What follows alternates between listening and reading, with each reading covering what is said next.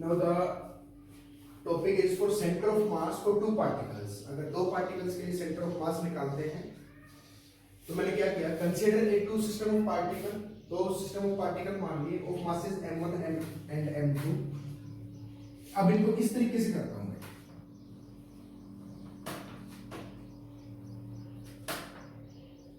मैंने क्या किया, यहां से दो मासेस कंसीडर कर लिए कि ये आपके पास फर्स्ट मास कंसीडर कर लिया ए, जिसको मैं इसको नाम दे रहा हूं भाई ए के दूसरा मास है यहां पे कंसीडर कर लिया जो कि बी है। ऑफ मासेस, इसके अगर मासेस की मैं बात करूं तो ये मास मान लिया m1 और ये मास आपके पास मान लिया m2, ठीक है। और ये आपके फ्रेम ऑफ रेफरेंस ओरिजिन से वैल्यू है, ये है फ्रेम ऑफ रेफरेंस, ठीक है। अब यहां से मैं सपोज करूं कि कोई सेंटर ऑफ मास निकालना है फॉर द टू पार्टिकल्स, तो ये कोई पॉइंट मैं मान लेता हूं कि जहां पे लाई करेगा ये सेंटर ऑफ मास आ गया इसका सी के लिए। अभी नहीं पता कि वो सेंटर पे रहेगा, कहां रहेगा, बीच में रहेगा, कहां रहेगा, तो ये आपके पास ये पॉइंट मान लिया सी, ठीक है। और ये जो A है ओरिजिन से इसकी डिस्टेंस मान ली r1 और ओरिजिन से ये डिस्टेंस मैंने मान ली r2 वेक्टर के टर्म में। End of this C term जो मैं लिख रहा हूं इसको मैंने मान लिया कि ये हमारा सेंटर ऑफ मास प्रोवाइड करेगा, जो कि रिजल्टेंट क्या लेके चल रहे हैं R। अब इस पे क्या करता हूं, कोई एक्सटर्नल ड्राइविंग फोर्स लगाता हूं, इस ऑब्जेक्ट पे कोई एक्सटर्नल ड्राइविंग फोर्स लगाया जिस फोर्स को मैंने नाम दिया F1। इधर से भी मैं इस फोर्स पे एक्सटर्नल फोर्स लगाया मास पे, जिसको मैंने फोर्स का नाम दिया external driving force F2, clear है। अब जब वेलोसिटी प्रोवाइड करेंगे तो ये क्या करेगा, इसके अलोंग में ये वेलोसिटी को बनाना स्टार्ट कर देगा। वो वेलोसिटी कैसे बनेगी, सुनो देखो भाई। अब मैं यहां से मान के चलूं कि द वेलोसिटी फॉर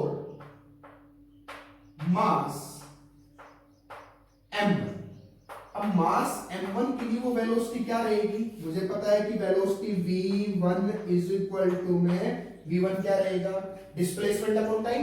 डिस्प्लेसमेंट है आपके पास दैट इज dr1 लिख रहा हूं अपॉन में dt for the first particle. समझ आया नहीं है, ठीक है।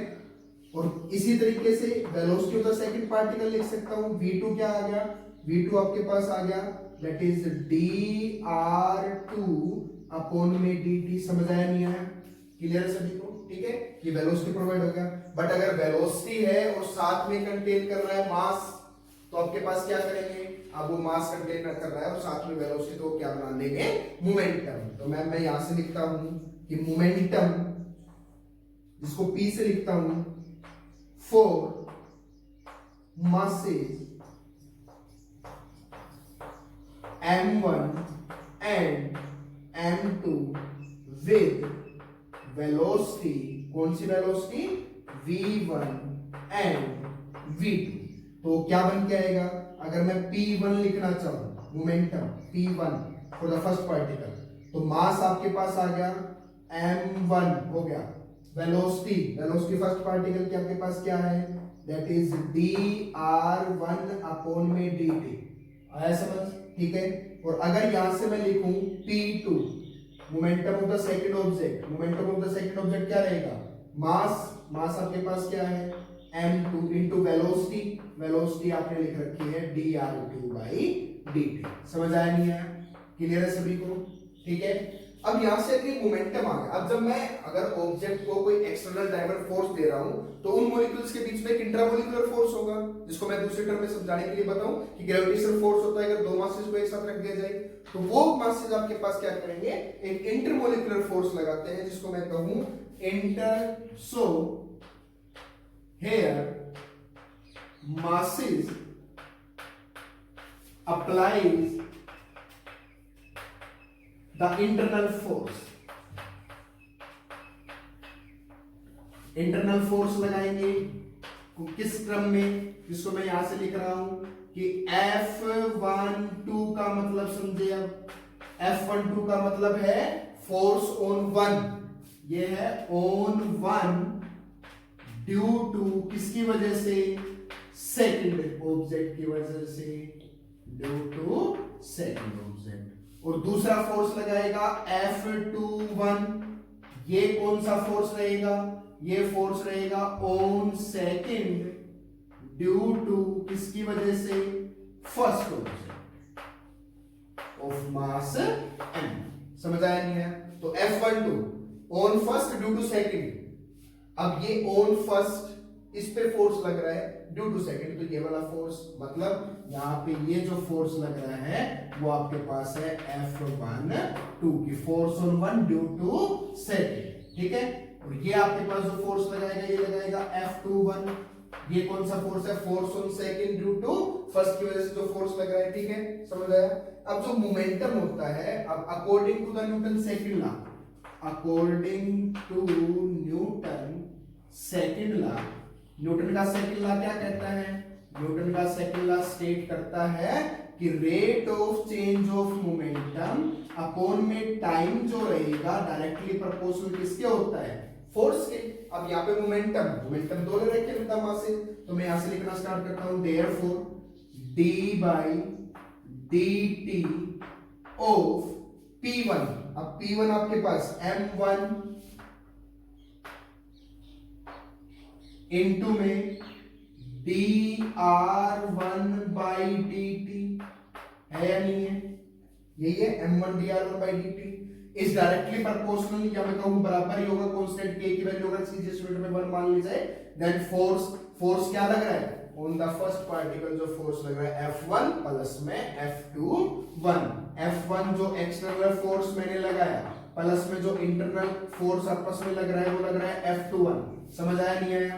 और इसी तरीके से अगर मैं दूसरा फोर्स मोमेंटम रखूं यहाँ पे, तो वो बनाएगा d by dt ऑफ, वो क्या बनाएगा, सेकंड मोमेंटम आपके पास मास इनटू वेलोसिटी, वेलोसिटी है dr2 by dt, और वो डायरेक्टली या इज इक्वल टू मैं कहूं किसके, force on the second object, और प्लस में आपके पास दूसरा फोर्स कौन अप्लाई कर रहा है, दूसरा फोर्स इस ऑब्जेक्ट पे अप्लाई हो रहा है F12, तो ये आ गया आपके पास F12, समझ आया।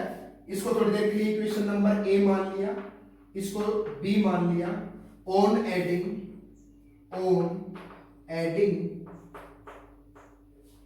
Equation first and equation A and B, जैसे ही मैं इन दोनों इक्वेशंस को ऐड करता हूं, तो ऐड करने का मतलब LHS ऐड होगा, RHS ऐड होगा। LHS अगर इन दोनों को ऐड करता हूं तो क्यों ना d by dt कॉमन ले लूं दोनों में से, तो मैंने क्या किया, दोनों में से d by dt को ले लिया कॉमन लेते ही अंदर क्या बच गया, अंदर बच गया m1 dr1 by dt plus में दूसरा आपके पास बचा m2 dr2 by dt, है या नहीं है, लिख सकता हूं, इज इक्वल टू RHS आपके पास बचा है F1 प्लस में F21 प्लस में F2 प्लस में F12, है या नहीं है, यही है, लिख सकता हूं इसको, इस तरीके से मैंने इसको लिख दिया, ठीक है। अब यहां से मैं देख रहा हूं क्या कि न्यूटन का थर्ड लॉ की अगर मैं बात करूं, न्यूटन के थर्ड लॉ ने क्या कहा था, न्यूटन के थर्ड लॉ ने कहा था कि F12 is equal to minus का F21, equal and opposite forces होते हैं, तो ये F12 और माइनस का F21 हो गया। अब यहां से मैं देख रहा हूं दोनों को, इसको इधर लेके आऊंगा तो ये क्या बना देगा, इसको इधर लेके आया तो ये बन गया दोनों आपस में जीरो, इधर लेके आया तो ये दोनों फोर्स आपस में क्या बन गए, जीरो। तो यहां से मैं देख रहा हूं कि ये वाली जो टर्म और ये वाली जो टर्म दोनों मिलकर आपस में क्या बना देंगे, जीरो, या फिर मैं कह सकता हूं कि दोनों एक दूसरे को क्या कर देंगे, कैंसिल आउट कर देंगे, या दूसरा रूल F12 की जगह मैं माइनस का F21 भी रख सकता हूं या नहीं रख सकता।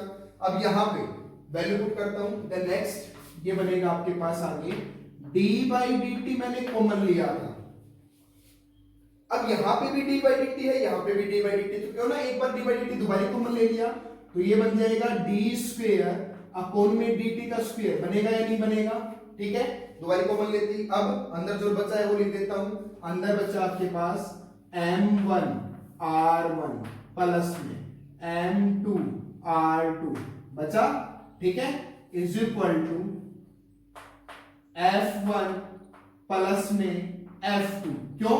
क्योंकि वो दोनों फोर्सेस तो इक्वल और अपोजिट थे, आपस में एक दूसरे को क्या कर दिया, कैंसिल आउट। नाउ अब ये जब बन गया तो यहां पे मैं एक चीज करता हूं, on multiply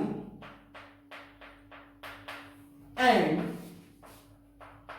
divide M1 plus M2 by M1 plus M2। M1 plus M2 से मैं क्या करता हूं, एक बार तो मल्टीप्लाई करता हूं और एक बार डिवाइड करता हूं, तो क्या बनेगा भाई, यहां पे मैं लिख रहा हूं M1 प्लस M2 से तो कर दिया मल्टीप्लाई, अंदर आपके पास अब बच गया यहां पे डी स्क्वायर अपॉन में डी टी का स्क्वायर, यही बचा, और साथ में आपके पास बचा है that is M1 R1 plus में M2 R2, और डिवाइड में भी करना था तो डिवाइड में मैंने लिख दिया M1 प्लस में M2। आया समझ? ठीक है, एक बार मल्टीप्लाई करना था, एक बार डिवाइड करना था, और इज इक्वल टू आपके पास ये मैंने मान लिया टोटल फोर्स जो दोनों ऑब्जेक्ट पे लग रहा है वो क्या लग रहा है, F। F1 प्लस F2 को जोड़ दिया तो टोटल फोर्स क्या लग रहा है, F। अब यहां से मैं क्या देख रहा हूं कि अब ये वाली जो टर्म है, ये वाली, इस टर्म को मैं यहाँ पे सेंटर ऑफ मास मान के चल रहा हूं, जिसकी वैल्यू मैं पुट कर रहा हूं R, जो कि हमारे पास जो रिजल्टेंट दे रहा था C पार्टिकल्स के लिए वो क्या दे रहा था, R। तो वैल्यू पुट करते क्या बन जाएगा, therefore M1 plus M2 into में ये बन गया आपके पास डी स्क्वायर R लिख दिया अपॉन में डी टी का square, this is the force created by the two particles. ये फोर्स क्रिएट हो गया। Now here the term R, अब यहाँ पे जो टर्म R यूज कर रहा हूं, ये R का मतलब क्या है, that is M1 R1 plus में M2 R2 divided bye M1 plus M2। समझ आया नहीं आया? ठीक है, तो ये है आपके पास centre of mass for the two particles. Here R denotes the centre of mass for the two particles. Clear? अब एक स्पेशल केस की बात करते हैं। स्पेशल केस क्या होगा, स्पेशल केस मान लिया, फर्स्ट मान लेते हैं कि अगर मैं कह दूं कि दोनों डिस्टेंसेस R1 और R2, या फिर एक टर्म में मैं लेके चलूं कि दोनों मासेस आपस में बराबर है। मैंने क्या कर दिया कि M1 is equal to M2 is equal to, मैंने क्या मान लिया, M मान लिया। Then centre of mass for the particle क्या रहेगा, R is equal to, M1 की जगह M रखूंगा तो ये बन गया आपके पास MR1 प्लस में MR2 divided by M plus M, क्या बन गया 2M। तो R इज इक्वल टू, यहां से M कॉमन ले लिया, M कॉमन लेते क्या बच गया, R1 प्लस में R2 और डिवाइडेड बाय आपके पास बच गया 2M, M से M cancel out, then R is equal to बच गया R1 प्लस में R2 divided by 2। This is the centre of mass for two particles when the masses are same. जब masses same रहेंगे, for example के तौर पे अगर मैं कहूं कि एक 10 किलो का कुछ भी आपने एक ऑब्जेक्ट लिया है, दूसरा भी 10 किलो का ऑब्जेक्ट लिया है, दोनों का सेंटर ऑफ मास, सबसे फर्स्ट टर्म आती है कि सेंटर ऑफ मास के लिए, तो सेंटर ऑफ मास के लिए मैं बता सकता हूं क्या कि सेंटर ऑफ मास ये वो पॉइंट है जहां पर जो ऑब्जेक्ट होती है, अगर जो ऑब्जेक्ट का whole mass concentrated at one point, किसी भी एक पॉइंट पे उसका, जैसे फॉर एग्जांपल के तौर पे शीशा, क्या बताया, शीशा जो बच्चे झूला झूलते हैं तो दोनों का कंसंट्रेटेड मास क्या है, दोनों इक्विलिब्रियम पोजीशन पे है। ठीक है, तो यहाँ पे R इज इक्वल टू, अगर दोनों के मास बराबर हैं तो उनका जो पोजीशन रहेगा वो दोनों आपस में बराबर पे उनके रेशियो के हाफ में आएगा। Clear? If you have any doubt then you comment us in the comment section. Thank you.